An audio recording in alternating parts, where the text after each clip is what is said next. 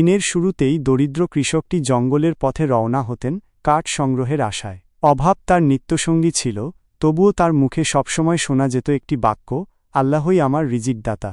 একদিন কাঠ কাটতে কাটতে তিনি অপ্রত্যাশিতভাবে জঙ্গলের গভীরে দিক হারিয়ে ফেললেন। চারপাশ ক্রমশ আঁধারে ঢেকে গেল, শুরু হল তুমুল ঝড়, কোনো পথ খুঁজে পাওয়ার উপায় রইল না।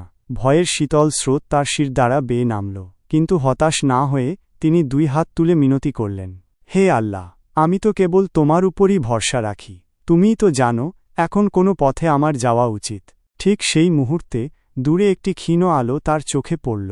কৌতূহলী হয়ে সে আলোর দিকে এগিয়ে গেল এবং দেখতে পেলেন একজন ফকির আগুন জ্বালিয়ে বসে আছেন। দয়ালু ফকির তাকে উষ্ণ জল ও কিছু খাবার দিলেন এবং রাতের ক্লান্তি দূর করার জন্য বিশ্রাম নিতে বললেন।